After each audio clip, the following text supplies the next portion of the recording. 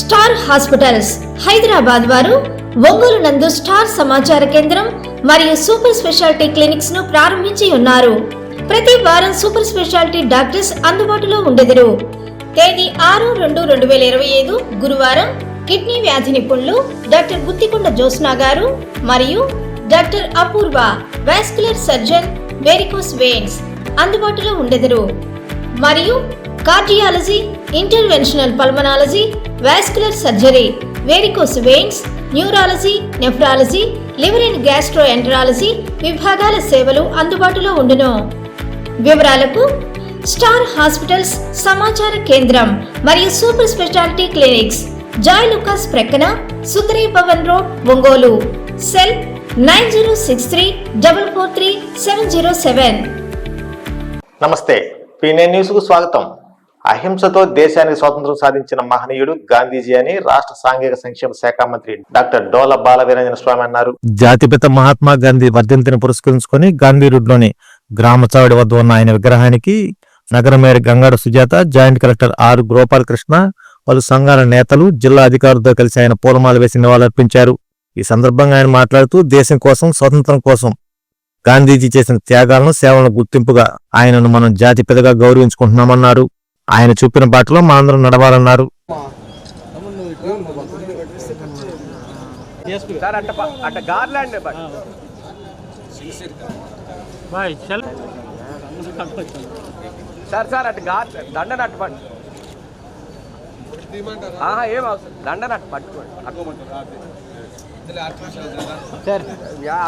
మహాత్మా గాంధీ గారి వర్ధంతి సందర్భంగా మహనీయునికి నివాళులు అర్పించడం జరిగింది. ఈ కార్యక్రమంలో మన జేసీ గారు, మేయర్ గారు, డిఆర్ఓ గారు, అడిషనల్ ఎస్పీ గారు, డిఎస్పీ గారు, మిగిలినటువంటి అందరూ కూడా పార్టిసిపేట్ చేయడం జరిగింది. దేశం కోసం, స్వాతంత్రం కోసం కృషి చేసినటువంటి గొప్ప మహనీయులు, జాతి మొత్తం కూడా జాతిపితగా పిలుచుకున్నటువంటి మహాత్మా గాంధీ గారికి ఆ రోజు జరిగినటువంటి మరణం అనేది కొంచెం బాధాకరమైన సంఘటన. ఆ కాల్పుల్లో చనిపోవటం ఏదైనప్పటికీ ఆ మహనీయుని యొక్క త్యాగాల్ని, అహింసావాదంతో ముందు చేసిన విషయాన్ని ఈ వాట్సాప్ ద్వారా ఇప్పుడు మీరు కావాల్సినటువంటి సర్టిఫికేట్స్ ఏదైనా కావాలన్నా, అప్లికేషన్ కావాలన్నా మీరు ఇంట్లోనో, నడుస్తానో, దారిలో ఎక్కడున్నా కానీ వాట్సాప్ ద్వారా అప్లై చేసుకొని వాటికి కావాల్సినటువంటి పత్రాలు అవి పొందే విధంగా ఇంతకుముందు మనం చూసాం. పేపర్తో ఉన్న తర్వాత పేపర్లెస్ గవర్నెన్స్ వచ్చాం, ఆ తర్వాత వచ్చేసరికి ఈ గవర్నెన్స్లోకి పోయాం. ఇప్పుడు వాట్సాప్ గవర్నెన్స్ మనకి ప్రభుత్వం వచ్చినటువంటి మొదటి నుంచే ముఖ్యమంత్రి గారు, ఈ ఐటీ శాఖ మంత్రులు నారా లోకేష్ బాబు గారు దృష్టి పెట్టడం జరిగింది. దీన్ని మెటాతో ఒక ఒప్పందం తీసుకున్నారు. ఇవాళ లాంఛనంగా ప్రారంభిస్తున్నారు. విధానాలన్నీ కూడా మనకి తెలుస్తాయి. అయితే ఇదైతే చాలా సౌలభ్యంగా ఉంటుంది అనేది మేము విశ్వసిస్తా ఉన్నాం. దీనిలో ఏమైనా డిమెరిట్స్ ఏమన్నా ఉన్నా ప్రజలకు ఇచ్చిన వాగ్దానాలను తాను నెరవేర్చలేనని బాహాటంగా చెప్పిన మొట్టమొదటి ఫెయిల్యూర్ ముఖ్యమంత్రి చంద్రబాబు నాయుడు ఒక్కడేనని వైసీపీ జిల్లా అధ్యక్షులు, దర్శి శాసనసభ్యులు బూచేపల్లి శివప్రసాద్ రెడ్డి అన్నారు. ప్రజలకు ఇచ్చిన సూపర్ 6 అమలు చేయని ముఖ్యమంత్రిగా రాజీనామా చేసి మళ్లీ ప్రజల్లో తీర్పు కోరాలని డిమాండ్ చేశారు. వైసీపీ కార్యాలయం ఏర్పడిన మీడియా సమావేశంలో ఆయన మాట్లాడారు. ఈ సమావేశంలో ఒంగోలు అసెంబ్లీ నియోజకవర్గ ఇన్ఛార్జ్ చుండూరు రవిబాబు, నగర పార్టీ అధ్యక్షులు కటారి శంకర్, బీసీసీఎల్ అధ్యక్షులు బొట్ల సుబ్బారావు, కార్పొరేటర్ ఇమ్రాన్ తదితరులు పాల్గొన్నారు. పరిపాటిగా ఆయన మారింది. ఇటువంటి వ్యక్తి రాజకీయాల్లో ఉండటమే దురదృష్టకరం. ఒక రాజకీయ పార్టీ మేనిఫెస్టో అంటే ఒక విశ్వాసం లేకుండా పోతుంది. రాజకీయ నాయకులు అంటే మాటలు అబద్ధాలు చెప్తారనే రాజకీయానికే విలువ లేకుండా చేస్తున్న చంద్రబాబు నాయుడు గారు లాంటి వాళ్ళు మేము సీనియర్లు అని చెప్పటం, ఈ రాష్ట్రానికి బ్రాండ్ అని చెప్పుకోవటం, ఇటువంటి బ్రాండ్ కాబట్టే దావోస్లో కూడా ఇటువంటి అబద్ధాలు బ్రాండ్ అని చెప్పి దావోస్ నుంచి కూడా ఎవరు ఇన్వెస్టర్లు ఇక్కడికి రాలేదు. ఎన్నికలకు ముందు మా పార్టీ మీద అనేక నిందలేసి శ్రీలంక అవుతుంది, అప్పుల పాలవుతుంది అని చెప్పిన మనిషి మరి ఏ రోజు జగన్మోహన్ రెడ్డి గారు నా చేతిలో ప్రభుత్వంలో డబ్బులు లేవని కానీ, ఇబ్బందుల్లో ఉన్నాను కానీ ఒక్కరోజు కూడా మాట్లాడకుండా ఆయన చెప్పిన మేనిఫెస్టోని తూచా తప్పకుండా అమలు చేస్తూ అభివృద్ధి కూడా రాష్ట్రంలో గ్రామాల్లో మన కళ్ళందరికీ తెలుసు, ప్రతి చోట సచివాలయాలు, స్కూళ్ళు, నాడు నేడని, విలేజ్ క్లినిక్లు, ప్రతి రంగంలో కూడా ప్రజలకు సేవలు అందించడంలో, అదేవిధంగా మెడికల్ కాలేజీలు, పోర్టులు, హార్బర్లు ఇవన్నీగా చేసిన ఘనత జగన్మోహన్ రెడ్డి గారిది.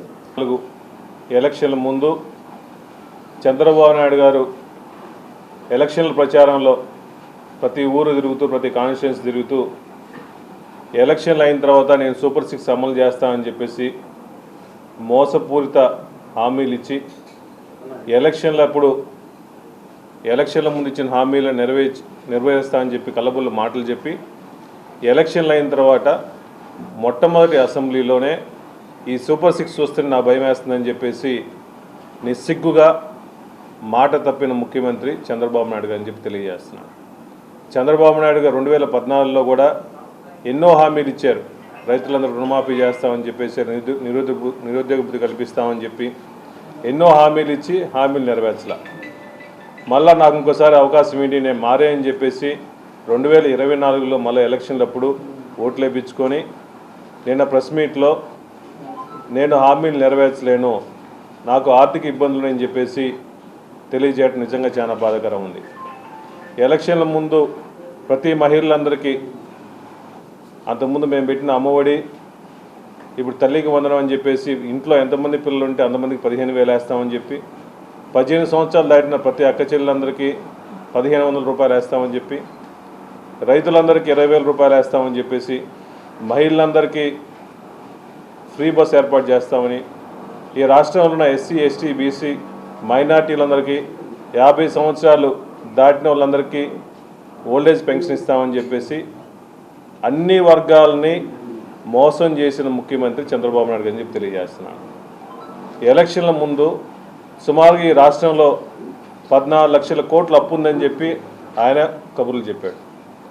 నీకు 14 లక్షల కోట్ల అప్పు ఉందని తెలిసి ఇన్ని హామీలు ఇస్తామని చెప్పి హామీలు ఇచ్చి పెండింగ్ పెట్టేసి కూర్చున్నాడు.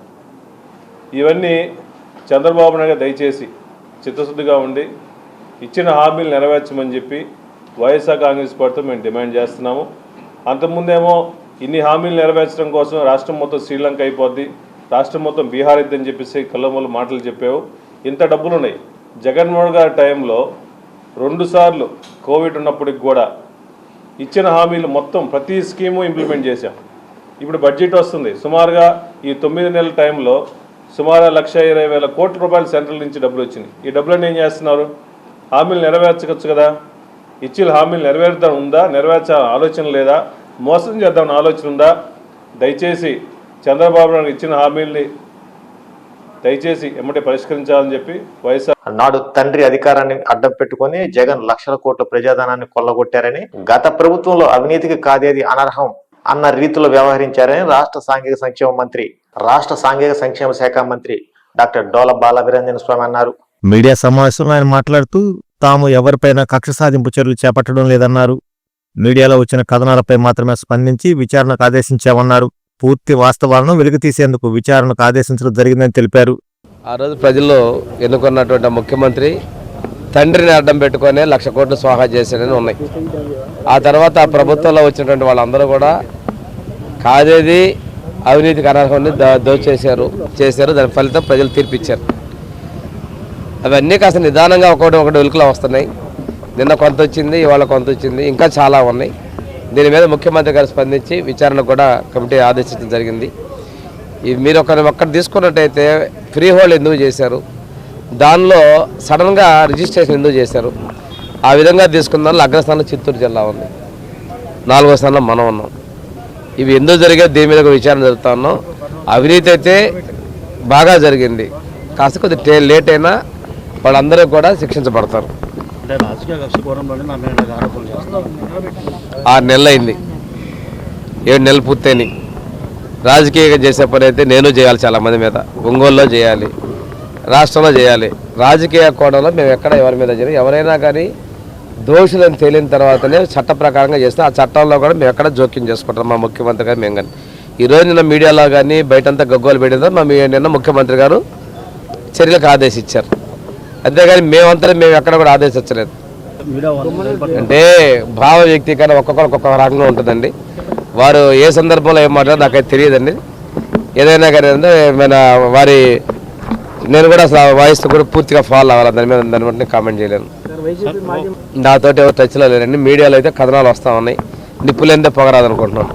మహిళలు కూడా ద్విచక్ర వాహనాలు నడుపుతున్నప్పుడు హెల్మెట్ తప్పకుండా ధరించాలని ఒంగోలు నగర మేయర్ గంగాడు సుజాత సూచించారు. జాతీయ రహదారి భద్రతా మాసోత్సవాల భాగంగా ఉప రవాణా కమిషనర్ ఆర్ సుశీల్ ఆధ్వర్యంలో మహిళల బైక్ ర్యాలీని ఒంగోలు మేయర్ జెండా ఊపి ప్రారంభించారు. Ongole mayor DTC R Sushila స్వయంగా బైక్ నడిపి ర్యాలీలో పాల్గొన్నారు. ఈ ర్యాలీ కలెక్టరేట్ నుండి court centre, Padmalaya bakery, Saibaba గుడి, Kalaniketan centre, Mangamuru junction, SP కార్యాలయం, అద్దెంకి బస్టాండ్, కొత్త బస్టాండ్ మీదుగా తిరిగి కలెక్టర్ కార్యాలయం వద్దకు చేరుకొని మహిళలు మానవహారంగా ఏర్పడ్డారు. ఈ సందర్భంగా మేయర్ మాట్లాడుతూ మహిళలు ద్విచక్ర వాహనాలు నడుపుతున్నప్పుడు రహదారి భద్రతా నియమాలు తప్పనిసరిగా పాటించాలన్నారు. వారి కుటుంబ సభ్యులు కూడా తప్పనిసరిగా హెల్మెట్ ధరించి ద్విచక్ర వాహనాలు నడపాలని సూచించాలన్నారు. రహదారి ప్రమాదాల నుంచి రక్షణ పొందేందుకు హెల్మెట్ ఎంతో దోహదం చేస్తుందని ప్రజలందరూ హెల్మెట్ ధరించాలని మేయర్ సూచించారు. ఈ కార్యక్రమంలో పోలీస్ శాఖలో పనిచేస్తున్న మహిళా సబ్ ఇన్స్పెక్టర్లు, కానిస్టేబుళ్లు, మెప్మా మహిళా ఉద్యోగులు, కాలేజీ విద్యార్థినులు, ఎన్జీఓ మహిళా నాయకులు, షోరూంలో పనిచేస్తున్న మహిళా ఉద్యోగులు హాజరయ్యారు. ఈ కార్యక్రమంలో మోటార్ వాహన తనిఖీ అధికారులు A Kiran Prabhakar, K Ramachandrarao, L Surendra Prasad, G Bhaskarrao, సహాయ మోటార్ వాహన తనిఖీ అధికారులు యు ధర్మేంద్ర, భానుప్రకాష్, పరిపాలనాధికారి ఎం శ్రీనివాసరావు, రవాణా శాఖ సిబ్బంది, హోంగార్డులు తదితరులు పాల్గొన్నారు.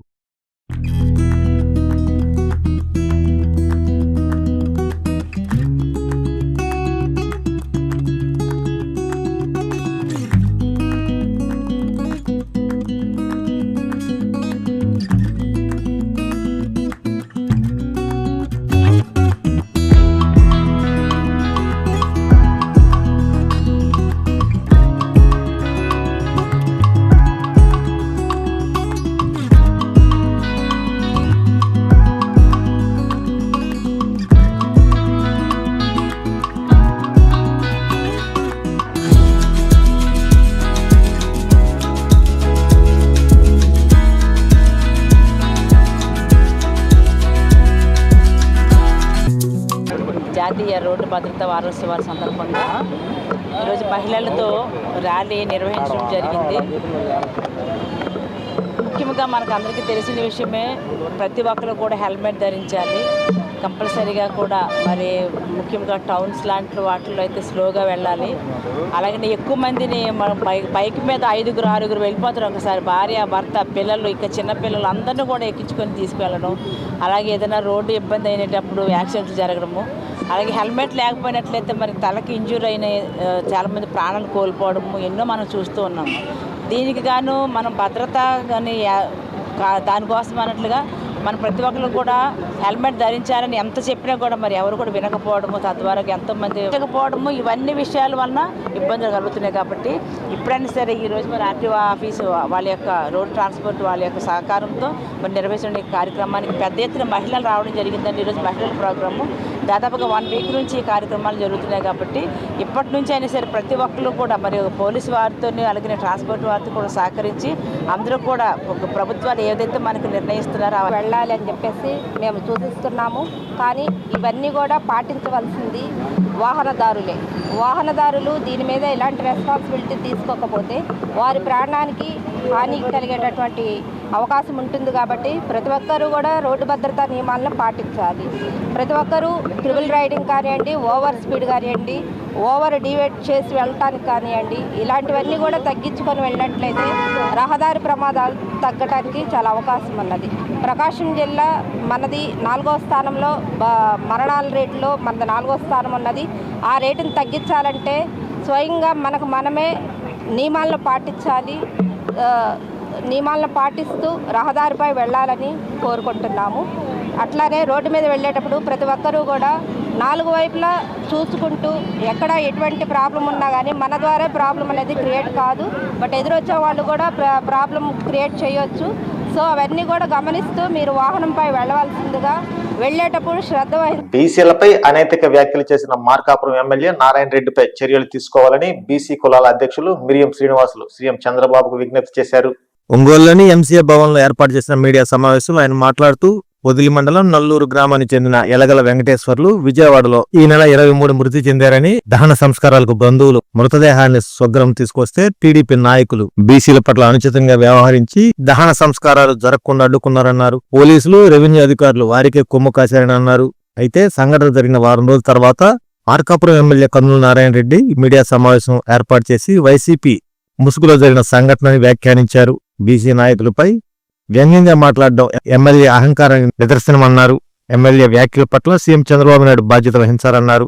ఈ సమావేశంలో సామ్రాజ్యం, నర్దావుల శ్రీనివాస్, వెంకటరమణ తదితరులు పాల్గొన్నారు. చంద్రబాబు నాయుడు గారు ఒక పక్క నిన్నగాక మొన్న ఎంపీ రామ్మోహన్ నాయుడు గారు మా పార్టీ గెన్నుముక మా బీసీలు అంటారు. ఇక్కడికి వచ్చేటప్పటికి స్థానిక ఎమ్మెల్యే నారాయణ రెడ్డి గారు లంజా కొడుకల్లారా అంటారు. బీసీలు అంటే అంత ఇదిగా ఉందా? మేము లంజా కొడుకులమా? నువ్వు డైరెక్ట్గా వైసీపీ వాళ్ళని పెట్టి కాదు, డైరెక్ట్గా మమ్మల్ని నన్ను చేతనైతే మా సత్తా మా తడాక చూపిస్తాం. నువ్వు ఈ మాటలతోనే భవిష్యత్తులో నువ్వు రాజకీయంగా సమాధి కట్టుకున్నావు, నీ అంతటా నువ్వేని మేము తెలియజేస్తున్నాం. మరో పక్క ఓసీ ఎస్ఐని సస్పెండ్ చేయమంటున్నారంట, సిఐ సస్పెండ్ చేయమంటున్నారంట, ఎంఆర్ఓని సస్పెండ్ చేయమంటున్నారంట. ఇది అన్యాయం అంట, ఇది అక్రమం అంట. ఏది ఒక పక్క బాధితులపైనే 18 మంది పైన అక్రమ కేసులు పెట్టించినటువంటిది, ఇది న్యాయమా? నువ్వేం మాట్లాడుతున్నావు? అమాయకులైనటువంటి వారిని వైసీపీ వాళ్ళు రెచ్చగొట్టారు. అమాయకులు పాపం అమాయకులు అంటావు. ఆ అమాయకుల మీద 18 మంది పైన నువ్వు ఏ విధంగా కేసు పెట్టించావు అని చెప్పి మేము అడుగుతున్నాం. అంబులెన్స్ ఎక్కడుందని అడుగుతున్నాం. వాళ్ళు చేసిన నేరం ఏముంటుందని అడుగుతున్నాం.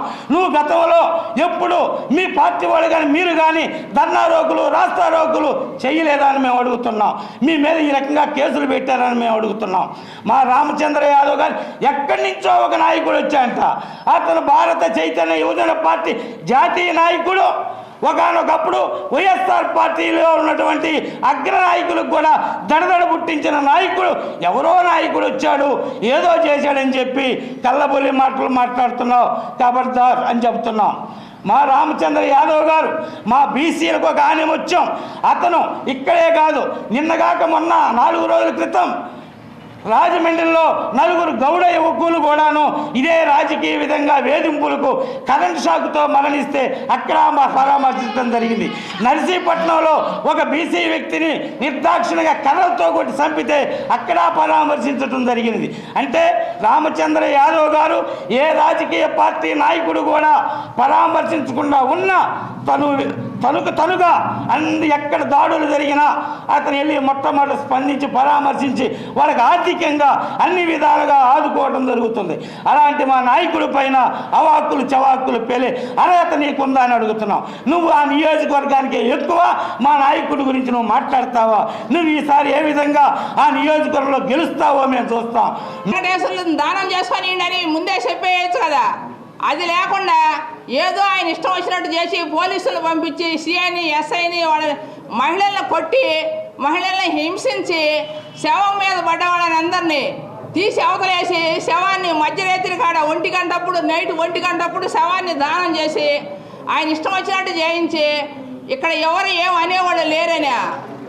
ఏ చిత్తూరు జిల్లా కాదు, ఎక్కడుండే మన రాష్ట్రంలో మా అధ్యక్షుడు వారికి ఎక్కడ ఏం జరిగినా చిన్న పరిణామాలు జరిగినా ఆయన వచ్చి స్పందించే అర్హత హక్కు ఉన్నది బీసీవై పార్టీ తరఫున రామచంద్ర యాదవ్కి. ఆయన అనే ఇది లేదు. వాళ్ళ మీద పోలీసులు కేసులు అక్రమ కేసులు పెట్టడము మేము స్పందించితే మాకు వైసీపీ అన్యాయం చేసింది అనుకొని కూటమికి బాగా చేస్తారని అనుకున్నాం. కూటమికి అందరం సపోర్ట్ చేసాం. మేము అది పోతే చాలనుకున్నాం.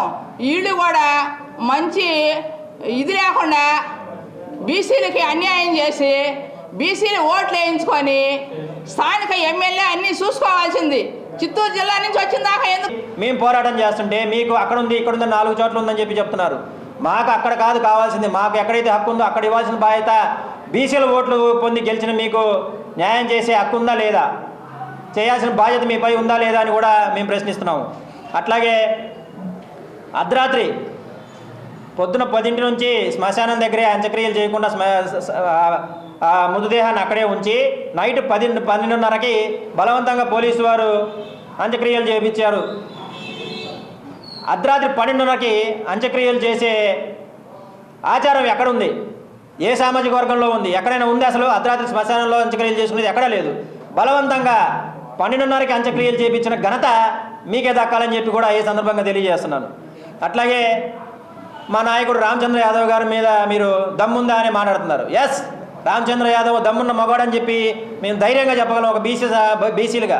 ఎందుకంటే గత ప్రభుత్వంలో ప్రతిపక్షంలో ఉన్నప్పుడు మీరు వైఎస్ జగన్మోహన్ రెడ్డి గారి మీద మీరు వ్యతిరేకిస్తున్నప్పుడు స్వయాన మా నాయకుడు రామచంద్ర యాదవ్ గారు పులివెందలు వెళ్ళి అప్పటి ముఖ్యమంత్రి వైఎస్ జగన్మోహన్ రెడ్డి మీద కంప్లైంట్ ఇచ్చి అతని ఎమ్మెల్యే పదవి నుంచి తప్పించమని కంప్లైంట్ ఇచ్చిన మగోడు రామచంద్ర యాదవ్. ఎస్, దమ్మున నాయకుడు అని చెప్పి మేము అంటున్నాము. మేము అంటమే కాదు, రాష్ట్ర వ్యాప్తంగా అది నిరూపించింది. ఎక్కడ అన్యాయం జరిగినా కూడా ఎంఆర్పిఎస్ వ్యవస్థాపక అధ్యక్షులు మందకృష్ణ మాదిగ ఆదేశాలతో ఫిబ్రవరి 7న జరిగే మాదిగల ఆత్మగౌరవ ప్రదర్శన చలో హైదరాబాద్ జయప్రదం చేయాలని ఎంఆర్పిఎస్ నగర అధ్యక్షులు గూడూరి ప్రభుదాస్ మాదిగ పిలుపునిచ్చారు. అంబేద్కర్ భవన్ లో ఏర్పాటు చేసిన మీడియా సమావేశంలో ఒంగోలు నియోజకవర్గ ఇన్ఛార్జ్ తిని వీధుల బాబు మాదిగతో కలిసి మాట్లాడారు. 1,00,000 డప్పులు 1,000 గొంతుల పేరుతో ఫిబ్రవరి 7న హైదరాబాద్ లో జరిగే మాదిగల ఆత్మగౌరవ ప్రదర్శన చలో హైదరాబాద్ కార్యక్రమాన్ని జయప్రదం చేసేందుకు ఒంగోలు నుండి వేలాదిగా తరలి వెళ్లనుంటూ తెలిపారు. తెలంగాణ ముఖ్యమంత్రి రేవంత్ రెడ్డి మాదిగలకు ఇచ్చిన మాటను నెరవేర్చకుండా మాదిగ జాతిని మోసం చేస్తున్నారన్నారు. కాబట్టి ఎంఆర్పిఎస్ వ్యవస్థాపక అధ్యక్షులు మందకృష్ణ మాదిగ ఆధ్వర్యంలో ప్రకాశం జిల్లా నుండి వేలాదిగా మాదిగ సోదరులు చలో హైదరాబాద్ కార్యక్రమానికి హాజరై తెలంగాణ ప్రభుత్వంపై ఒత్తిడి తెచ్చే విధంగా జయప్రదం చేస్తామన్నారు. ఈ కార్యక్రమంలో ఎంఆర్పిఎస్ జిల్లా సీనియర్ నాయకులు యద్రాజుపల్లి ఆంజనేయులు, గద్దల రమేష్, ఖమ్మంపాటి రాజాబాబు తదితరులు పాల్గొన్నారు. కరెక్ట్ కాదు, చేయలేదు కూడా. ఆ విషయం గురించి మమ్మల్ని అవమానపరిచేటట్టుగా ఇలా చేస్తున్నాడు. కాబట్టి ఈ 1,00,000 డప్పులు 1,000 గొంతుల కార్యక్రమాన్ని అక్కడ హైదరాబాద్లో నిర్వహించడానికి భారీగా కొన్ని లక్షల మంది, ఏదైతే ఇండియా వైజ్లో మన మాదిగలు ఉన్నారో ఆ మాదిగలంతా తరలివెళ్ళి ఆ కార్యక్రమాన్ని చేసి సరైన గుణపాఠం రేవంత్ రెడ్డికి చెప్పడానికే ఈ ప్రయత్నం. ఏదైతే ఫస్ట్ టైం మేము చేస్తామని మాటిచ్చి చేయకుండా దాన్ని పెండింగ్ని పెట్టి మన సోదరుల మాట విని అలా చేయటం అనేది కరెక్ట్ కాదు. ప్రతి జిల్లాల్లో నుంచి కూడా చాలా కదలిక వస్తుంది. ఎందుకంటే రేవంత్ రెడ్డి గారు ఇలా చెప్పి ఇలా మాటలు తప్పుకొని ఏదో విధంగా సోదరులకి సపోర్టింగ్గా నిలబడి చేస్తున్నాడు తెలంగాణలో.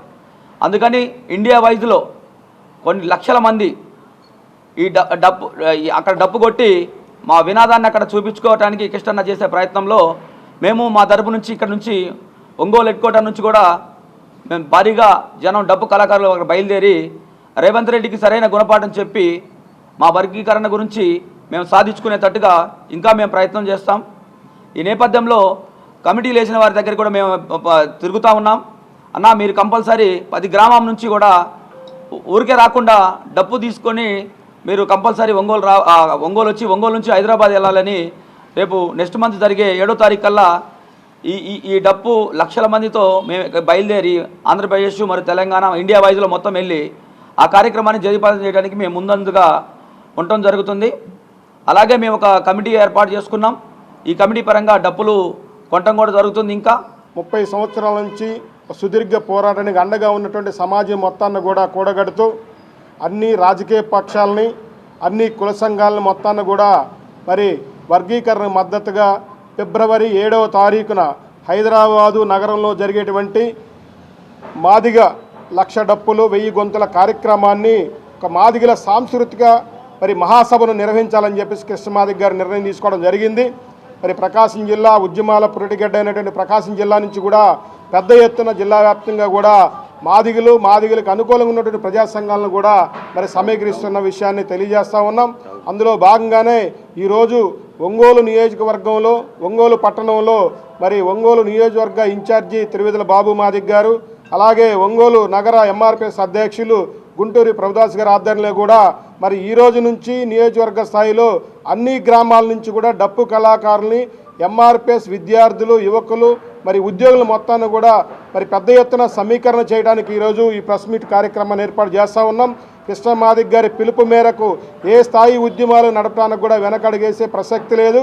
ఉద్యమం మరి పురిటిగడ్డగా మరి ఒంగోలు టౌన్లో ఎంతటి కార్యక్రమాలైనా కానీ మరి తీసుకోవడానికి వెనకడుగేమని ఈ సందర్భంగా తెలియజేస్తూ ఈ 1,00,000 డప్పులు చలో హైదరాబాద్ కార్యక్రమాన్ని ప్రముఖ ITM university Ongole administration director Ravi Sharma ప్రారంభించారు. అనంతరం ఆయన మాట్లాడుతూ ఐటీఎం యూనివర్సిటీ సౌత్ ఇండియాలోనే గొప్ప యూనివర్సిటీ అని అన్నారు. ఈ యూనివర్సిటీ ద్వారా ఎంతో మంది విద్యార్థులు ఉన్నత శిఖరాలకు ఎదిగారని, 90 డిపార్ట్మెంట్స్ సంబంధించి ఇక్కడ కోర్సులు లభిస్తాయని తెలిపారు. 4 దేశాల నుండి దాదాపు 1100 మంది స్టూడెంట్స్ ఐటీఎం యూనివర్సిటీ ద్వారా వివిధ మల్టీనేషనల్ కంపెనీల్లో ఉద్యోగాలు స్థిరపడ్డారన్నారు. అందరికీ అందుబాటులో ఉండే ప్యాకేజీతో పాటు మంచి ఆహ్లాదకరమైన వాతావరణం ఇక్కడ లభిస్తుందని తెలిపారు.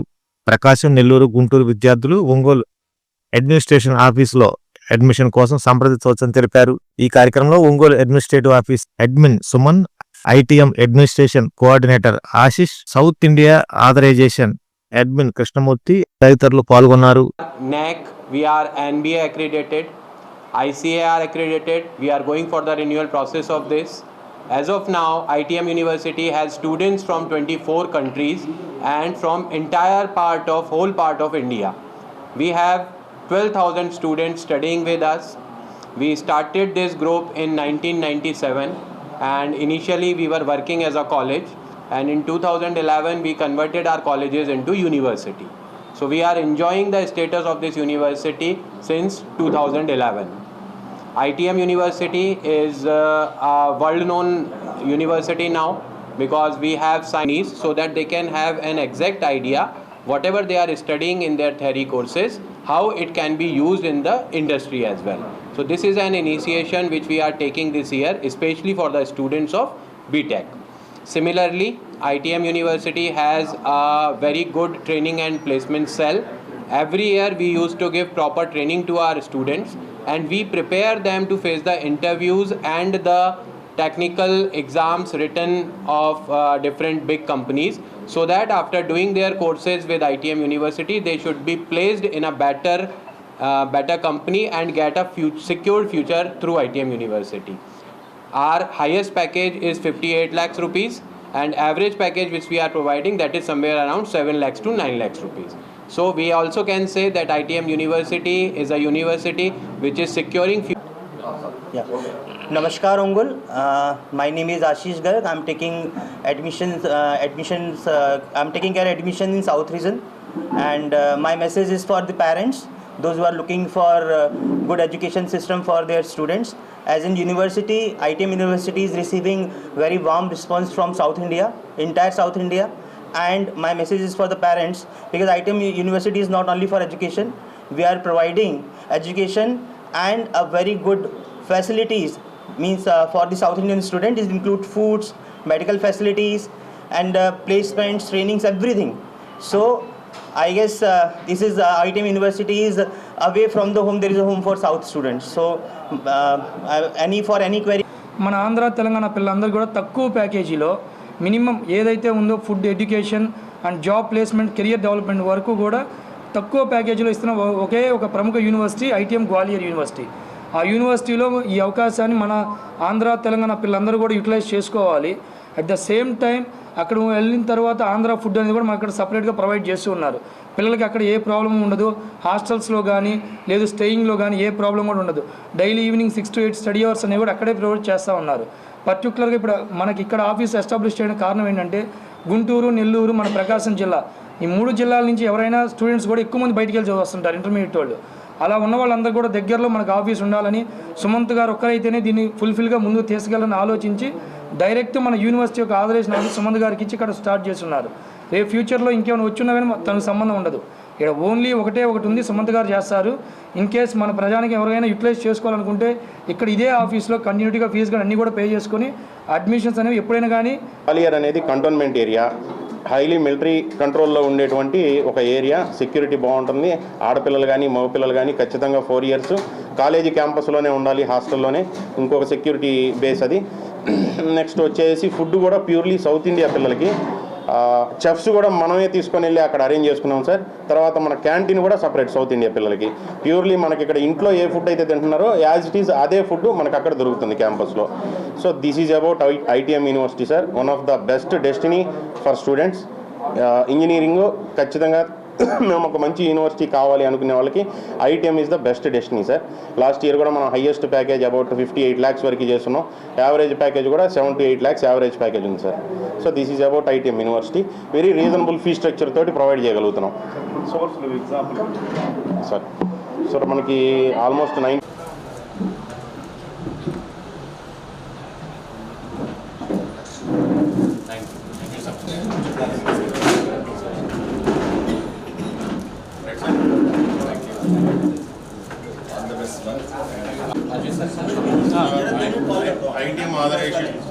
ఈ వార్తంతో సమాప్తం. నమస్కారం. ప్రతి 50,000 రూపాయల విలువైన బంగారు ఆభరణాలు కొనుగోలుపై 200 మిల్లీగ్రాముల gold coin, studded uncut and polki jewellery కొనుగోలుపై 300 మిల్లీగ్రాముల గోల్డ్ కాయిన్, డైమండ్ జ్యువెలరీ కొనుగోలుపై 400 మిల్లీగ్రాముల గోల్డ్ కాయిన్ ని అదనంగా పొందండి. నా తరపు నుంచి, మలబార్ తరపు నుంచి మీ అందరికీ దీపావళి శుభాకాంక్షలు. గుండె సంరక్షణ కోసం మరింత జాగ్రత్త తీసుకోవడం అవసరం. ప్రకాశం, నెల్లూరు, కర్నూలు జిల్లాల్లో తొలిసారిగా ఆస్టర్ రమేష్ హాస్పిటల్స్ ఒంగోలులో అత్యాధునిక 160 స్లైడ్స్ UCT 780 స్కానర్ అందుబాటులోకి తెచ్చాయి. Computerised tomography, coronary angiography, CTCA దీనివల్ల సాధ్యమవుతుంది. CTCA పరీక్ష వల్ల గుండెకు రక్త సరఫరా చేసే కరోనరీ ఆర్టరీస్ కి జబ్బు చేసిందేమో తెలుసుకోవచ్చు. గుండెపోటు వస్తుందన్న దానికి అదే తొలి హెచ్చరిక. ఇతర పరీక్షలతో పోలిస్తే ఈ ఆధునిక పరీక్ష వల్ల ఎన్నో ఉపయోగాలున్నాయి. అసలు సమస్యని కరెక్ట్గా తెలుసుకుని తగిన వైద్యం చేసే వీలుంటుంది.